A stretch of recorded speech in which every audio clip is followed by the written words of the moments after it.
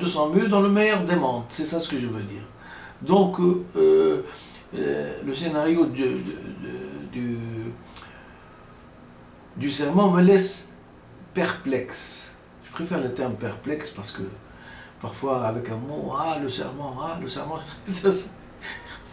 hein, on a vu des gens ameuter des populations entières pour le serment. Non, eh ben, Dr Benfisa Ahmed, du haut de son savoir, dit que le serment n'est pas aussi indispensable que ça, hein, n'est pas aussi indispensable que ça sur l'authenticité d'une personne. Et d'ailleurs, les exemples qu'on vient de passer, comédien suprême et le délinquant suprême, nous ont montré que faire un serment envers eux ne l'engageait pas du tout, ne l'engageait pas du tout à ne pas être, à trahir son pays. Voilà. Je vais vous lire un texte de Jean-Jacques Rousseau, parce que c'est un personnage que j'aime bien, et que pourquoi j'ai choisi Jean-Jacques Rousseau? Parce qu'il a mis en noir sur blanc ce que j'appelle la généalogie du mal. C'est pas la généalogie du bien, c'est la généalogie du mal. C'est-à-dire, d'où vient le mal? Vous allez voir, suivez-moi, comme dirait un journaliste dans une chaîne de télévision, suivez-moi, vous allez voir. Alors, Jean-Jacques Rousseau, repère biographique. Jean-Jacques Rousseau est né à Genève, dans une famille calviniste, qu'il quitte à l'âge de 16 ans. En 1741, il collabore avec les encyclopédistes. Son premier discours, le discours sur les sciences et les arts, lui apporte la célébrité, mais aussi une réputation de scandale qui ne le quittera plus. De 1956 à 1762, il séjourne à Montmorency, qu'il est obligé de quitter après la publication d'Émilie en 1762. Il séjourne alors en Suisse, puis en Angleterre, où il est hébergé par David Hume, avec lequel il rompt rapidement toute relation. Revenu en France, il meurt à Hémanville, brouillé avec tous ses amis. La généalogie du mal, l'état de nature et l'état social. Je vois le mal sur la terre, dit dans Émilie, le vicaire savoyard, la Haute-Savoie, je suppose. Et il énumère le mal sur la terre. Je vois le mal sur la terre, dit dans Émilie, le vicaire de Savoyard. Le mal, c'est la servitude, c'est l'arbitraire politique, c'est l'hypocrisie sociale, c'est l'artifice des calculs égoïstes, c'est l'amour-propre, c'est la domination des passions funestes de l'homme, le pouvoir, comme dirait Alain, tout pouvoir sans contrôle rend fou, c'est la gloire, c'est l'argent. L'argent, ça me rappelle quelque chose, parce que chaque petite citation me rappelle un petit peu quelque chose. L'argent, c'est comme les femmes, il faut s'en occuper un peu, sinon elle va faire le bonheur de quelqu'un d'autre. L'argent donne tout ce qui semble aux autres le bonheur. C'est factice, l'argent. En somme, c'est l'homme séparé de lui-même et des autres. C'est la perte de transparence, c'est un mal aussi. Et l'absence de communication entre les êtres. Combien ce constat concerne l'homme vivant en société, ce n'est pas là son état originel. C'est-à-dire que l'homme introduit en société, il acquiert, par le fait même qu'il a été intégré dans cette société, des caractères nouveaux. Des caractères nouveaux qu'on vient d'énumérer. Et que je rappelle parce que c'est assez édifiant comme le mal, c'est la servitude, l'arbitraire politique, l'hypocrisie sociale, l'artifice et les calculs égoïstes, c'est l'amour-propre, C'est la domination des passions funestes de l'amour. Ils sont au nombre de 3. Le pouvoir, la gloire et l'argent. L'argent, c'est l'argent, voilà. En somme, c'est l'homme séparé de lui-même et des autres. C'est aussi la perte de transparence. Il faut toujours être transparent. Venez voir, ce que je dis est vrai. Hein, c'est transparent, c'est lucide devant Dieu et devant les hommes. C'est l'absence de communication. Il n'y a aucune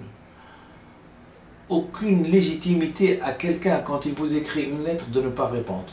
Il n'y a aucune légitimité, hein, sinon une impolitesse criarde ou une attitude perverse envers autrui, de ne pas lui répondre. Et j'ai déjà énuméré dans une de mes vidéos la problématique de M. Ben Ki-moon. M. Ben Ki-moon à qui on écrit mais qui ne répond pas.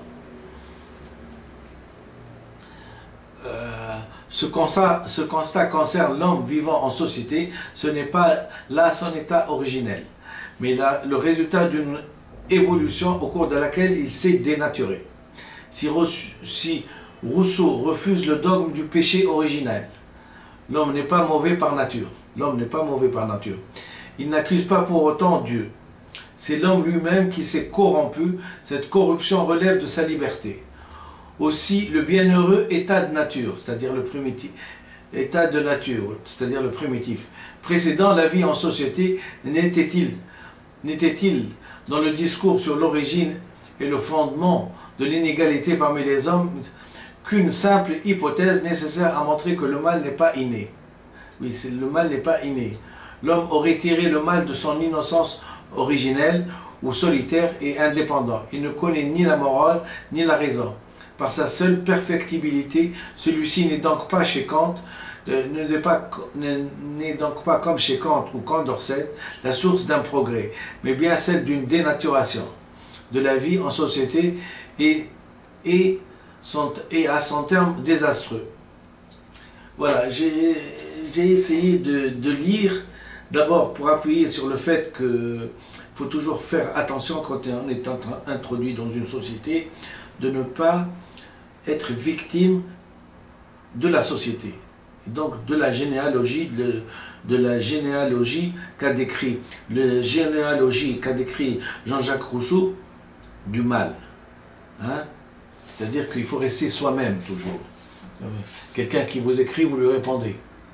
Quelqu'un qui vous dit je peux vous rendre service, vous lui écrivez, vous lui demandez. C'est ça. Le mal, c'est la servitude. Exploiter quelqu'un, c'est la servitude. Hein? Qu'est-ce que j'ai comme citation sur la servitude?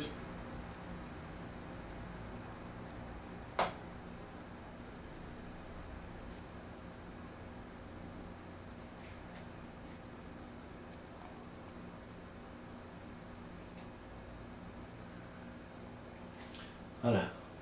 Les peuples, sur la servitude, les peuples, une fois accoutumés à des maîtres, ne sont plus dans un état de s'en passer.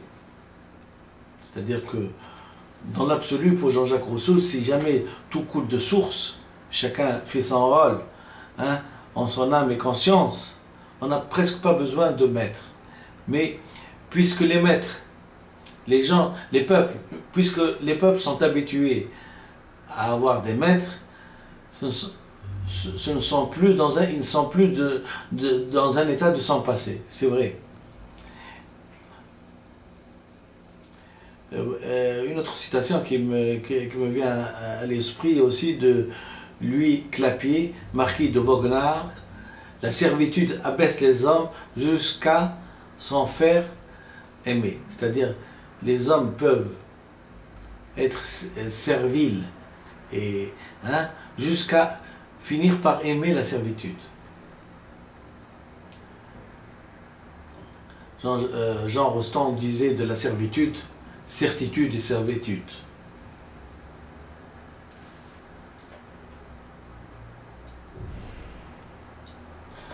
Voilà, c'est tout ce que j'avais à dire.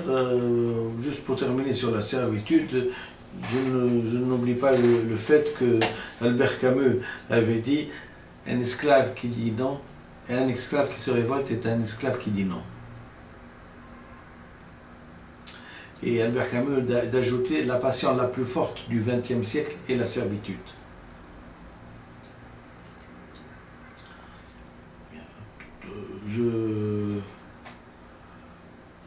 Je vous laisse méditer sur ces phrases qui évoquent bien sûr la liberté,